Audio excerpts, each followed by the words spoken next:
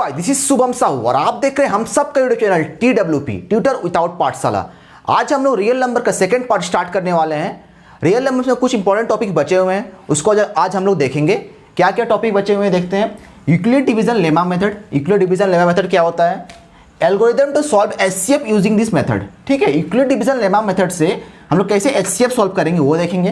Plus fundamental theorem of arithmetic, ये चीज एक इंपॉर्टेंट टॉपिक है, इससे भी क्वेश्चन है एनसीईआरटी में, इसको देखेंगे। प्लस बोर्ड्स क्वेश्चन और NTSC क्वेश्चन देखेंगे, बहुत इंपॉर्टेंट बोर्ड्स क्वेश्चन जो हमेशा हर साल आते हैं, प्लस NTSC क्वेश्चन हमेशा हर साल आते हैं, इसी रिलेटेड के टॉपिक से देखेंगे। ठीक है, चलिए स्टार्ट करते हैं। Euclid division lemma method. Euclid division lemma method for any two given positive integers A and B, कोई भी दो पॉजिटिव इंटीजर्स ले लो A and B, there exist unique integers Q and R such that A equals to BQ plus R। This is very important, ये बहुत important. ठीक है, ये चीज़ इंपॉर्टेंट है, इसको याद रखना पड़ेगा आप लोग को। A equals to BQ plus R, A equals to BQ plus R कहाँ से बताने वाले हैं आगे। ठीक है, where 0 R greater than equals to 0 less than B, ये एक रेंज है R का, इसको भी याद रखना पड़ेगा, बहुत इंपॉर्टेंट है।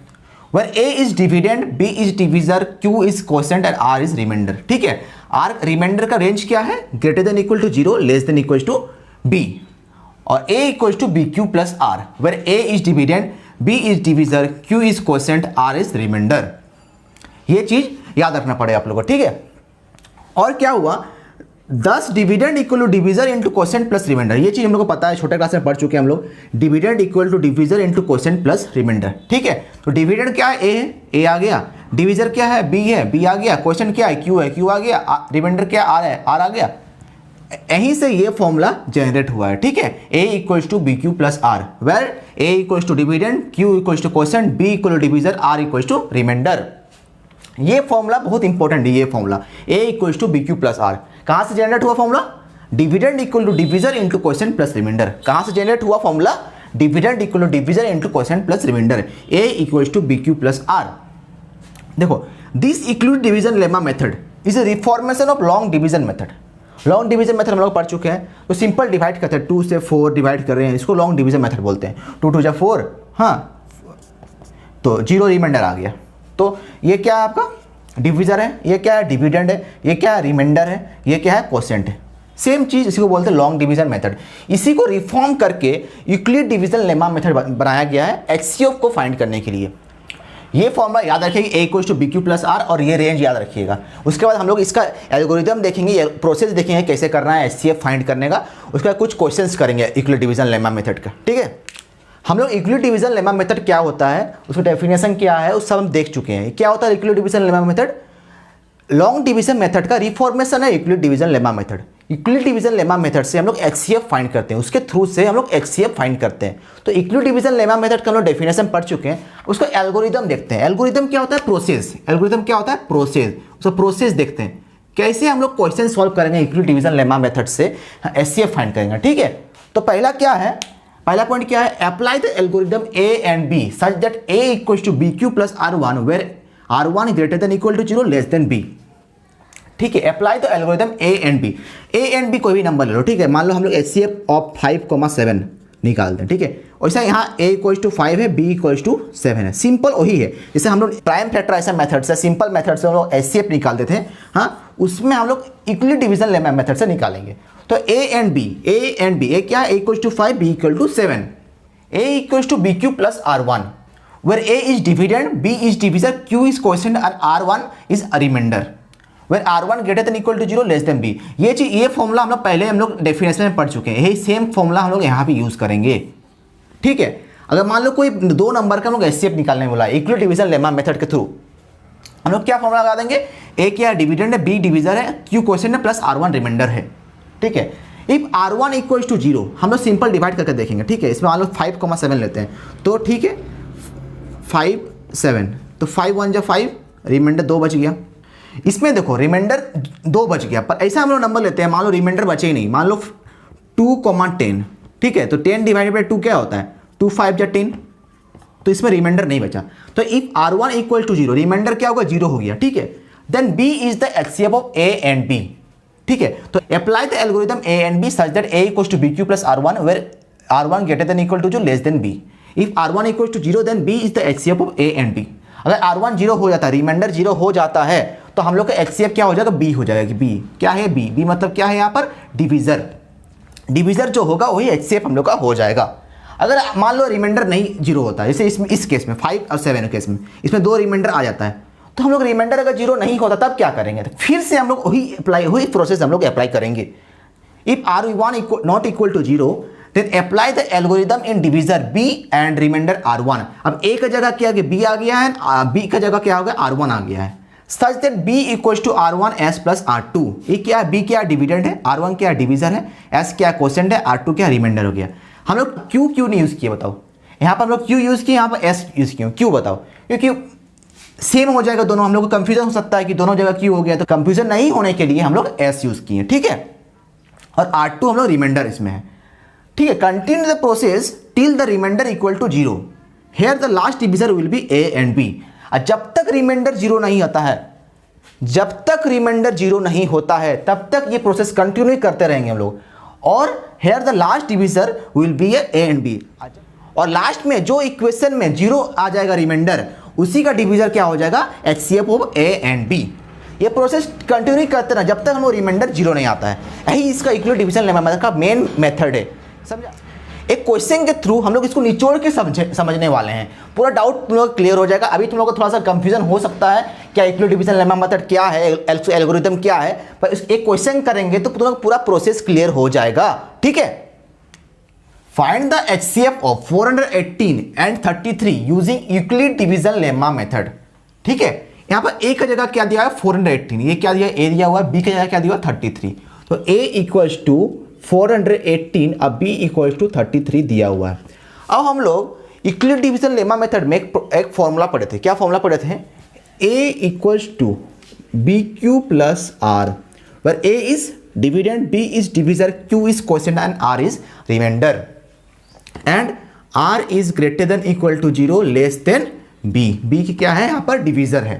तो A का जगह क्या दिया है? 418 दिया हुआ है, 418 दिया हुआ है, ठीक है। और B का जगह क्या दिया हुआ है? 33 दिया हुआ है। क्वेश्चन प्लस रिमाइंडर, हम लोग क्वेश्चन और रिमाइंडर निकालना पड़ेगा हम लोगों को, ठीक है। तो 33 418 तो 12 जा 396 2 11 2 22, ठीक है। तो क्या आया तेरा पे? यहाँ पर डिविजर 33 है, डिवीजन 418 है, और क्वेश्चन कितना आया? 12, और रिमाइंडर कितना है? 22। तो यहाँ 418 plus equals to 33 into question कितना है अब तुम्हारा? 12, रिमाइंडर कितना है? 22। देखो यहाँ पर रिमाइंडर क्या हुआ? 0 नहीं हुआ। रिमाइंडर क्या हुआ? 0 नहीं हुआ। देखो रिमाइंडर 0 है क्या? तो R नॉट इक्वल टू 0। अब क्या करेंगे? हम लोग एल्गोरिथम में पढ़े थे यूक्लिड डिवीजन लेमा मेथड का, जब तक रिमाइंडर 0 नहीं होता है तब तक प्रोसेस को कंटिन्यू करेंगे। जब तक रिमाइंडर 0 नहीं होता है तब तक प्रोसेस को कंटिन्यू करेंगे, ठीक है। अब देखो यहां पर, अब B equals to 33 and R equals to 22। तो A का जगह क्या आ गया? B आ गया, B का जगह क्या आ गया? R आ गया, ठीक है। तो अब फिर से फॉर्मूला लगाएंगे, B equals to R into S plus R1। यहाँ S क्या है? क्वेश्चन है, R1 क्या है? रिमाइंडर है, R क्या है? डिविजर, अब B क्या है? डिविडेंड है। तो B का जगह क्या है? 33 है, R का जगह क्या है? 22। S हम लोग को निकालना पड़ेगा, R1 निकालना पड़ेगा, ठीक है। तो फिर से हम लोग 22 डिवाइड बाई 33, 22 1 22 11, ठीक है। 11 आया। तो क्वेश्चन कितना आया? 1, रिमाइंडर कितना है? 11। तो फिर से रिमाइंडर हम लोग को 0 नहीं आया। तो 33 इक्वल्स टू 22 इंटू 1 प्लस 11। देखो फिर से रिमाइंडर 0 नहीं आया, फिर से प्रोसेस को कंटिन्यू करना पड़ेगा। अब R equals to 22 and R1 equals to 11। अब देखो B का जगह क्या आ गया? 22 आ गया, R का जगह क्या आएगा? 11 आ गया। तो अब क्या लिखेंगे? R equals to R1 into M plus R2। अब ये क्या है? डिविडेंड, ये डिविजर, M क्वोशेंट हो गया, R2 तेरा क्या होगा? रिमाइंडर हो गया। तो R का जगह 22 इक्वल्स टू R1 का जगह 11, M निकालना पड़ेगा हम लोग को, और R2 निकालना पड़ेगा। तो ठीक है, तो 11 डिवाइड बाई 22, 11 2 जा 22, क्या आ गया, रिमाइंडर 0 आया। तो 22 इक्वल्स टू 11 इंटू एम का जगह क्या लिखेंगे, क्वेश्चन कितना है 2 है और रिमाइंडर कितना है 0, तो रिमाइंडर R2 इक्वल्स टू 0 हो गया। दैट मीन्स अब हम लोग HCF पता कर सकते हैं, ठीक है। तो R2 इक्वल टू 0 हो गया, तो HCF क्या होगा, अब हम लोग पढ़े थे जब तक रिमाइंडर 0 नहीं आता तब तक हम लोग प्रोसेस को कंटिन्यू करेंगे। तब HCF क्या होगा, जो डिवीजर होगा, लास्ट का जो डिवीजर होगा उसी को HCF बोलते हैं। Means HCF of 418 and 33 is 11। यही तुम्हारा आंसर हो गया, ठीक है, 11, ये तेरा आंसर। देखो हम लोग Euclid division lemma method use करते हैं बड़े बड़े नंबर निकालने के लिए। 480 का जगह 590 हो गया, 33 का जगह 60 हो गया, तो बड़े बड़े जो नंबर आते हैं तब Euclid division lemma method easy हो जाता है हम लोग का, ठीक है। इस डिवाइड करके सिंपल प्रोसेस निकालेंगे, जब तक रिमाइंडर 0 नहीं आता है तब तक हम लोग प्रोसेस को कंटिन्यू करेंगे, ठीक है। अब हम लोग एक छोटा सा एनसीईआरटी का topic fundamental theorem of arithmetic देखेंगे। इससे एक क्वेश्चन हमेशा एनसीईआरटी में रहता है, एक क्वेश्चन रहता है फंडामेंटल थ्योरम ऑफ अरिथमेटिक से, कभी कभी बोर्ड एग्जाम में भी पूछे जाते हैं फंडामेंटल थ्योरम ऑफ अरिथमेटिक से क्वेश्चंस। तो चलो देखते हैं फंडामेंटल थ्योरम ऑफ अरिथमेटिक होता क्या है, ठीक है। Every composite number can be expressed as a product of primes and this decomposition is unique apart from the order in which prime factor occurs. तो composite number equal to product of primes. हम लोग को पता है composite number होता क्या है, composite number पता है तुम लोग को, other than prime number are called composite number. जैसे एग्जांपल लेके हम लोग कहते हैं, ठीक है, कंपोजिट नंबर समझते हैं पहले क्या होता है। अगर कंपोजिट नंबर ही समझ में नहीं आया तो ये टॉपिक समझ में नहीं आएगा। कंपोजिट नंबर तुम लोग अगर नहीं पता है, अगर प्राइम नंबर अगर नहीं पता है तो तुम लोग को एक टॉपिक समझ में नहीं आएगा। तो देखो प्राइम नंबर होता क्या है, 1 और इसको इटसेल्फ से डिवाइड होता है, उसको बोलते हैं प्राइम नंबर। उसको क्या बोलते हैं, प्राइम नंबर। उसको क्या बोलते हैं, प्राइम नंबर। मान लो एग्जांपल लेते हैं 3 किससे डिवाइड होता है, 1 से होगा, 1 3 जा 3 और 3 इटसेल्फ डिवाइड होगा, 3 1 जा 3। तो ये क्या है, प्राइम नंबर है। पर कंपोजिट नंबर क्या होता है, 1 से भी डिवाइड होगा, इटसेल्फ भी डिवाइड होगा और 2 से भी डिवाइड होगा, मतलब और 2 से भी डिविजिबल होता है, उसको बोलते हैं कंपोजिट नंबर। जैसे मान लो एग्जांपल लेते हैं 6 1 से डिवाइड होगा नहीं, 1 6 जा 6 अपने आप से भी डिवाइड होगा, 6 1 जा 6। देखो पर 6 2 से भी डिवाइड होता है, जैसे 2 3 जा 6, तो 6 क्या हुआ, कंपोजिट नंबर हो गया। तो कंपोजिट नंबर क्या बोलते हैं, composite number equal to product of primes. इससे क्वेश्चन करेंगे, सिंपल से क्वेश्चन दिया हुआ एनसीईआरटी क्वेश्चन में, हम लोग को ये डाउट क्लियर हो जाएगा फंडामेंटल थ्योरम ऑफ अरिथमेटिक। कोई भी डाउट तुम लोग का बचा हुआ है अगर फंडामेंटल थ्योरम ऑफ अरिथमेटिक से, तो हम लोग को ये क्लियर हो जाएगा एक क्वेश्चन से, बहुत ही ईजी क्वेश्चन से देखते हैं, ठीक है। अब हम लोग फंडामेंटल थ्योरम ऑफ अरिथमेटिक से एक क्वेश्चन करने वाले हैं, बहुत ही ईजी क्वेश्चन है, एनसीईआरटी का एक्सरसाइज क्वेश्चन है। Check whether 6 to the power n end with digit 0 for any natural number n। देखो 6 to the power n और एंड विथ डिजिट 0, ये दो चीज बहुत इंपॉर्टेंट है, एंड विथ डिजिट 0 और नेचुरल नंबर n। तो नेचुरल नंबर पढ़ चुके हैं, नेचुरल नंबर होता क्या है, 1 2 3 4 इनफाइनाइट से 1 से नेचुरल नंबर स्टार्ट होता है। तो नेचुरल नंबर मान लो कि 6 to the power 1 बैठाते हैं तो क्या होता है, 6 होता है। 6 to the power 2 बैठाते हैं क्या होता है, 36 होता है। तो इसी तरह जाएगा हम लोग का, ये कंटिन्यू होगा, ठीक है। तो एंड विथ डिजिट 0, मान लो कि 10 हुआ तो डिजिट 0 एंड हो रहा है, 60 हुआ तो डिजिट 0 एंड हो रहा है। इस टाइप का हम लोग को नंबर बोलना है, नेचुरल नंबर बोलना है, जो हम लोग पुट करेंगे यहाँ पर तो डिजिट 0 आएगा। तो मान लो, ठीक है, एग्जाम्पल लेते हैं, मान लो होता नहीं है ये तो देख लेते हैं, ठीक है। 6 to the power 1 equal to 60 मान लेते हैं, ठीक है। मान लो 6 to the power 1 equal to 60 होता नहीं है, 6 to the power 1 equal to 6 होता है, पर 6 to the power 1 equal to 60 मान लेते हैं हम लोग। तो एंड विथ डिजिट 0 हो गया, देयरफॉर ऐसा हम लोग एग्जांपल लिख देंगे, for n equals to 1 the digit end with 0, digit end with 0। कि चेक करना है कौन से होल नंबर के लिए, कौन से नेचुरल नंबर के लिए डिजिट एंड करता है 0। मेंटेसी में बहुत सारे क्वेश्चन पूछे गए हैं, प्लस बोर्ड्स में भी पूछे गए इस टाइप के क्वेश्चन। तो इसमें एक प्रोसेस है, देखते हैं, ठीक है। Only if 10 to the power n और 5 into 2 to the power n और 2 into 5 to the power n is in the form, then only number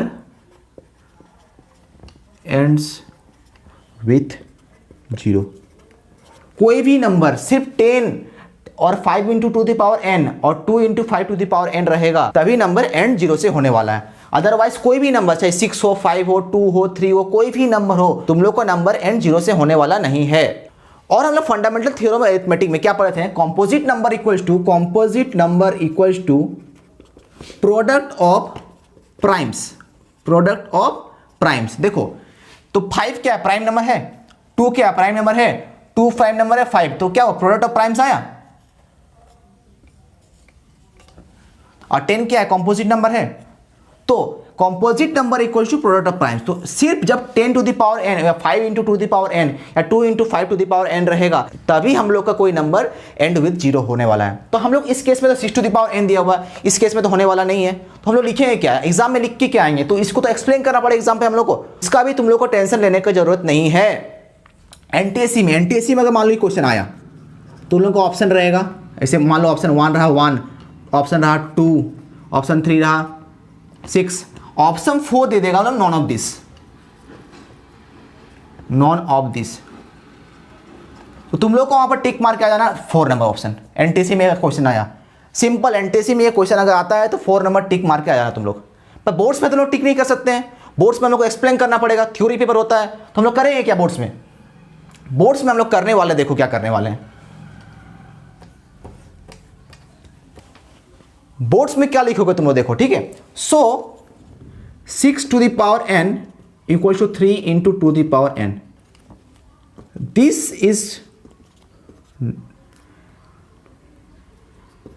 is not in the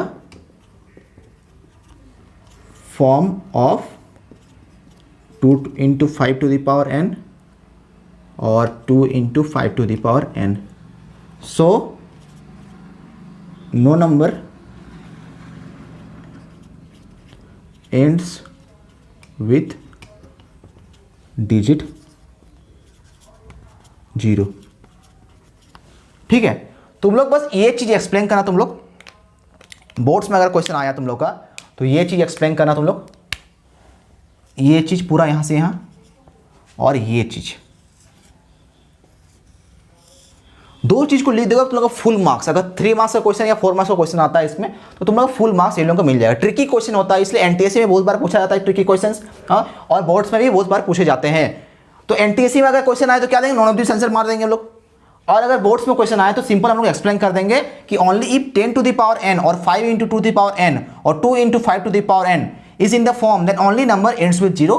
so 6 to the power n equal to 3 into 2 power n, this is not in the form of 2 into 5 to the power n और 2 into 5 to the power n।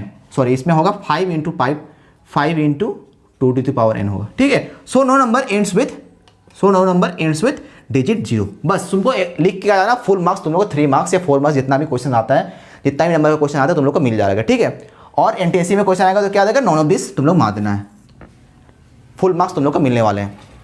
अब हम लोग कुछ HCF और LCM important questions, word problem हम लोग question 2-3 देखेंगे, plus NTSC का भी 2-3 एचसीएफ और एलसीएम के रिलेटेड क्वेश्चन देखेंगे।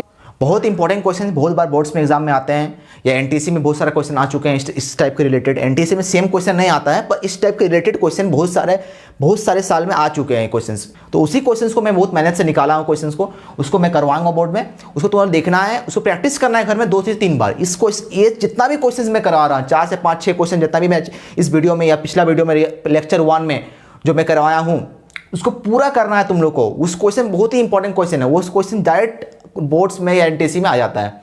और मैं कुछ क्वेश्चंस डिस्क्रिप्शन बॉक्स में दे दूंगा, एनटीएससी क्वेश्चंस भी, बोर्ड्स क्वेश्चन भी। तुम लोग को उसको करना है पूरा फुल टू फुल करके अपने कॉपी में 3 से 4 बार प्रैक्टिस करना है। तो हम लोग चलो देखते हैं वर्ड प्रॉब्लम क्वेश्चंस। अब हम लोग देखने वाले हैं कुछ word problem questions real numbers के।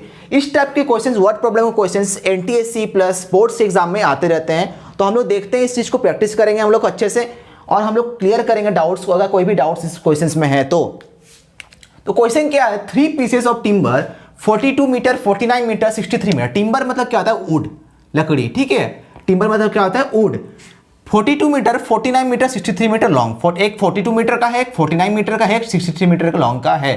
Have to be divided into planks, planks मतलब pieces, have to be divided into pieces of the same length, same length का हम लोग को पीस में डिवाइड करना होगा इस लकड़ी को, पीस को, ठीक है। एक पीस का क्या है, 42 मीटर है, 49 मीटर है, 63 मीटर है। तीनों पीस को सेम लेंथ का हम लोग को डिवाइड करना पड़ेगा। तो what is the greatest possible length, greatest possible length of each plank, what is the greatest possible length of each plank. तो हम लोग को क्या पूछा गया, ग्रेटेस्ट पॉसिबल लेंथ क्या है ईच प्लैंक का। हाईएस्ट कॉमन फैक्टर हम लोग पढ़े हैं, तो हम लोग तीनों का कॉमन निकालना है हम लोग को, तीनों ही टिम्बर का। तो हाईएस्ट कॉमन फैक्टर कॉमन आया और ग्रेटेस्ट बोला है मतलब highest common factor, greatest possible length बोला गया है मींस हाईएस्ट कॉमन फैक्टर हम लोग को निकालना पड़ेगा, क्योंकि ग्रेटेस्ट नंबर बोला गया है, ग्रेटेस्ट पॉसिबल लेंथ पूछा गया। अगर स्मॉलेस्ट पॉसिबल लेंथ अगर पूछा जाता तो हम लोग एलसीएम निकालते हैं। यहाँ पर ग्रेटेस्ट पॉसिबल लेंथ पूछा गया है ईच लेंथ का, तीनों का कॉमन ग्रेटेस्ट पॉसिबल लेंथ क्या है हम लोग को वो पूछा गया। तो हम लोग एचसीएफ निकालेंगे। एचसीएफ निकालने हम लोग 2 फॉर्म पढ़ चुके हैं हम लोग, 3 नंबर का एचसीएफ निकालने का फॉर्मूला हम लोग पढ़ चुके हैं हम लोग, ये तुम देख सकते हो। तो हम लोग ये फॉर्मूला यूज नहीं करेंगे, लोग सिंपल प्राइम फैक्टराइजेशन मेथड हम लोग यूज करने वाले हैं। तो एचसीएफ ऑफ 42 49 63। तो देखो प्राइम फैक्टराइजेशन मेथड में क्या था, 42 को क्या करेंगे 21 7 3 जा 3 1 जा, तो 42 को लिख सकते हैं 2 × 7 × 3 × 1। तो ठीक है, 7 × 2 14, 14 × 3 42, 14 2 × 1 42। अब 49 आया, 49 को लिख सकते हैं हम लोग, देखो 7 7 जा 49, 7 1 जा 7, तो 49 को कर सकते हैं हम लोग 7 × 7 × 1। अब है 63, तो 3 2 1 21 3 जा 63,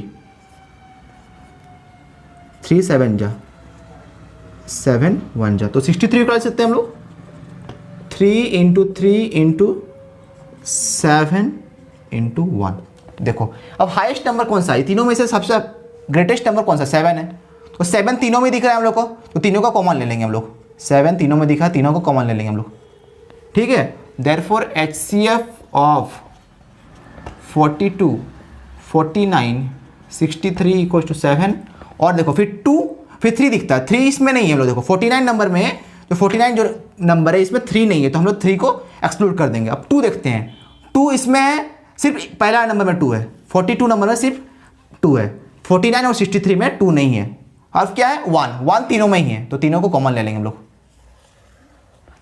हम तुमको highest common factor prime factor से मेथड निकालने का प्रीवियस वीडियो में हम बता चुके हैं लेक्चर 1 में, तुम डिस्क्रिप्शन बॉक्स में जाकर देख सकते हो highest common factor prime factor से मेथड से कैसे निकालते हैं, उसी चीज को हम लोग यहाँ यूज कर रहे हैं। तो क्या हुआ 7 और 1 कॉमन निकला हम लोग यहाँ से, तो एचसीएफ ऑफ 42 49 और 63 का क्या हो जाएगा 7 हो जाएगा। तो what is the greatest possible length of each plank क्या होगा 7, क्योंकि सब तीनों का अगर डिवाइड करेंगे हम लोग, मतलब छोटे छोटे पीस में प्लैंक्स में डिवाइड करेंगे हम लोग, तो क्या सबसे ग्रेटेस्ट पॉसिबल लेंथ क्या होगा प्लैंक का 7 होगा, 7 मीटर। और एक क्वेश्चन इसमें था, right the number of planks, right the total number of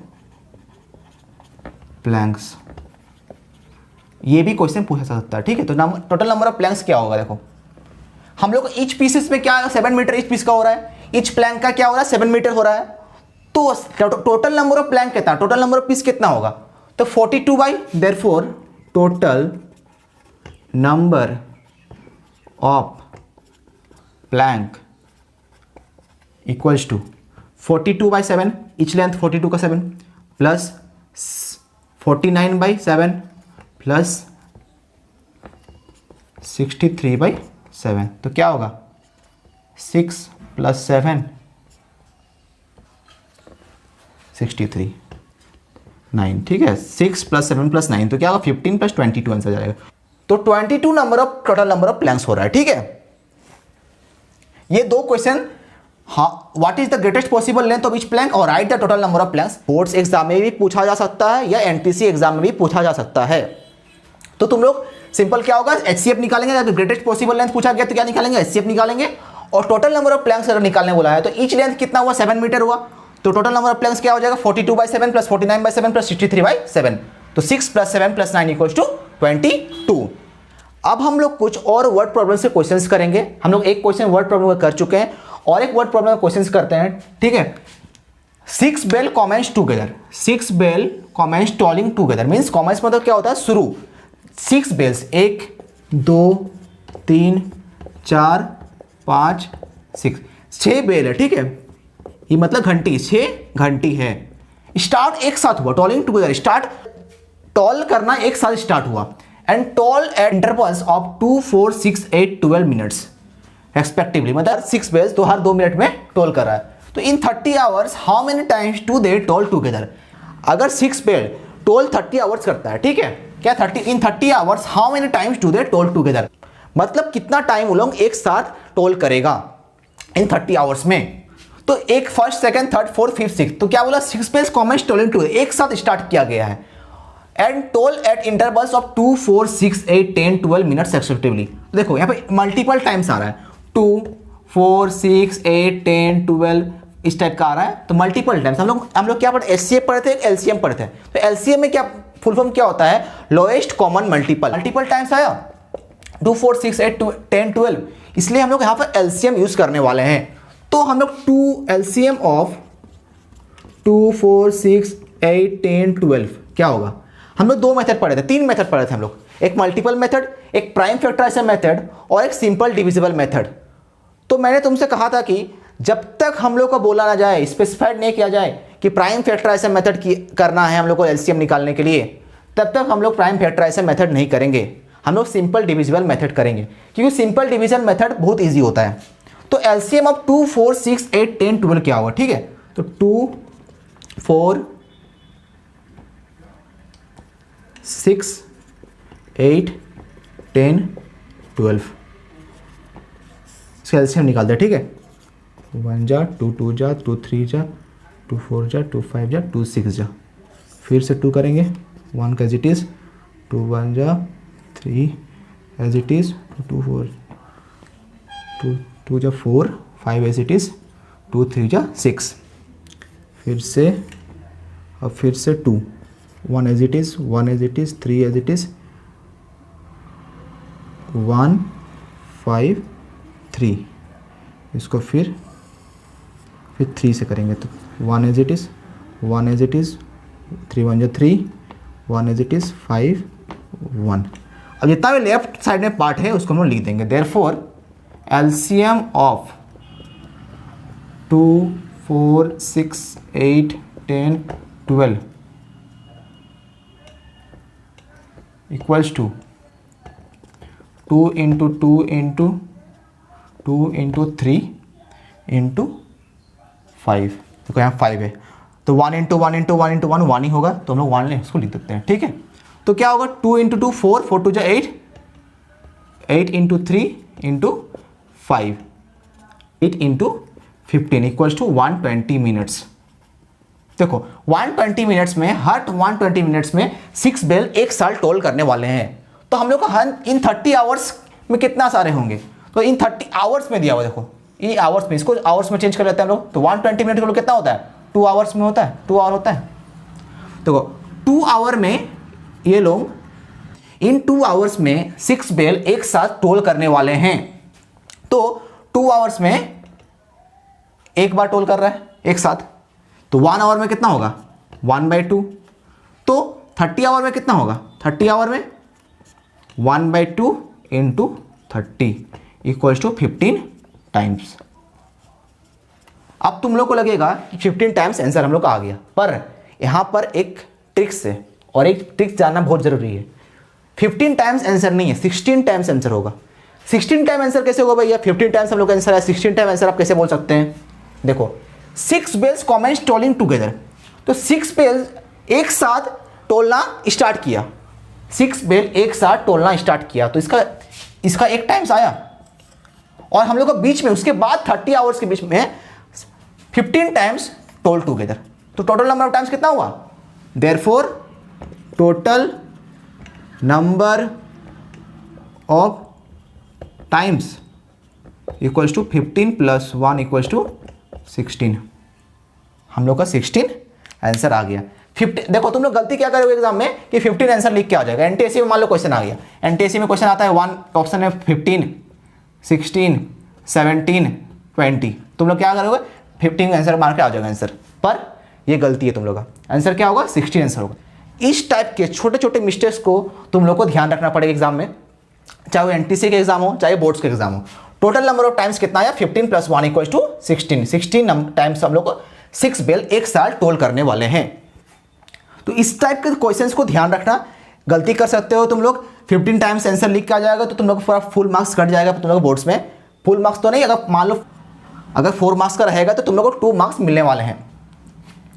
और एक हम लोग एनटीएससी का हर साल मतलब हर अल्टरनेटिव ईयर में पूछा जाता है एनटीएससी क्वेश्चन, क्योंकि एक इंपॉर्टेंट क्वेश्चन है, हर अल्टरनेटिव ईयर में पूछा जाता है। 2015 में पूछा गया था, 2017 में पूछा गया था, 19 में पूछा गया था, 21 में भी पूछा जा सकता है। तो हम लोग उस क्वेश्चन को नेक्स्ट करेंगे। तो चलो देखते हैं।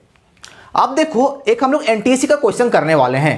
क्वेश्चन क्या है? The number 3 to the power 13 minus 3 to the power 10 is divisible by.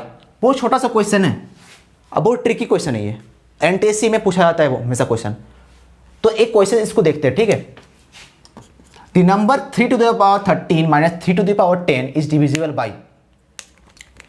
इसको 3 to the power 13 minus 3 to the power 10, इसको हम लोग 3 to the power 10, 3 to the power 3 minus 1 ले सकते हैं। इसको 3 टू द पावर 10 कॉमन ले लिए हम लोग। उसके बाद 3 to the power 10 as it is 27 minus 1, 3 to the power 10 into 26। तो 3 to the power 10 into 13 into 2 लिख सकते हैं इसको। 26 को 13 इंटू 2 लिख सकते हैं हम लोग। तो क्या क्या आया? 3 टू द पावर 10, 13, 12। तो the number 3 to the power 13 minus 3 to the power 10 is divisible by 3 also, 13 also, 2 also. तो आंसर क्या होगा? 2, 3 एंड 13। ऑप्शन 1, ऑप्शन 2, ऑप्शन 4 तीनों ही आंसर होगा। एमसीक्यू क्वेश्चन है, मल्टीपल चॉइस क्वेश्चन है, ठीक है। डिविजिबल कैसे होगा? तो मान लो कि 3 टू द पावर, तुम लोग क्वेश्चन अगर कैलकुलेटर में कैलकुलेट कर लेना, 3 to the power 13 minus 3 to the power 10, घर में कैलकुलेटर से कैलकुलेट करना, मान लो कितना ही वैल्यू आया, वो 3 से भी डिविजिबल होगा, 13 से भी डिविजिबल होगा और 2 से भी डिविजिबल होगा। तो तुम लोग प्रोसेस समझ में आ गया? क्या किया हम लोग? 3 टू द पावर 10 को कॉमन लिए, 3 टू द पावर 3 माइनस 1 आया। 3 टू द पावर 3 का क्या होता है value? 27 minus 1, 27 minus 1 equal to 26। तो 3 टू द पावर 10 इंटू 26, तो 26 को लिख सकते हैं 13 इंटू 2। तो क्या क्या डिविजन हुआ? 3 से भी डिविजन हो गया, 13 से भी डिविजन हो गया, 2 से भी डिविजन हो गया। तो option A, option 1, option 2, option 4 is the answer. तो तुम लोग ऑप्शन क्या होगा? Option 1, option 2 and option 4 is the answer. तो इसी क्वेश्चन के साथ हम लोग का रियल नंबर चैप्टर कंप्लीट होता है। अब तुम लोग कुछ काम करने हैं, जैसे लेक्चर 1 को पूरा देखना है तुम लोग को। डिस्क्रिप्शन बॉक्स में तुम लोग को लेक्चर 1 मिल जाएगा, उसके नोट्स बनाना है। जितना भी सारे क्वेश्चंस मैं करवाया हूँ उसको 2 से 3 बार प्रैक्टिस करो और लेक्चर 1 को पूरा कवर करके अपने कॉपी में नोट्स बना लो। दूसरा काम है तुम लोग को लेक्चर 2 भी सेम प्रोसेस करना है, पूरा नोट्स को कवर करो। जितने भी सारे मैं क्वेश्चंस करवाया हूँ उसको 2 से 3 बार प्रैक्टिस करो। उसके बाद मैं कुछ डिस्क्रिप्शन बॉक्स में बोर्ड्स प्लस एनटीएससी का क्वेश्चंस दे दूंगा, उस क्वेश्चन को तुम लोग का करना है। पर्टिकुलरली बोर्ड्स स्टूडेंट के लिए बोर्ड्स क्वेश्चन करना है और एनटीएससी स्टूडेंट के लिए एनटीएससी प्लस बोर्ड्स दोनों ही क्वेश्चंस करने हैं। और जहां कहीं भी तुम लोग को डाउट आए मुझे कमेंट सेक्शन में पूछ सकते हो या मेरे इंस्टाग्राम हैंडल में मुझे पूछ सकते हो। इंस्टाग्राम हैंडल का लिंक डिस्क्रिप्शन बॉक्स में मिल जाएगा। अब बोर्ड्स प्लस एनटीएससी क्वेश्चंस का भी डिस्क्रिप्शन बॉक्स में तुम लोग को लिंक मिल जाएगा पीडीएफ। तो जाओ फोड़ना स्टार्ट कर दो, निचोड़ना स्टार्ट कर दो, कहर मचा दो। तो इस वीडियो में इतना ही। इसी तरह के एजुकेशन रिलेटेड वीडियोस के लिए चैनल को सब्सक्राइब करो। Thanks, bye bye.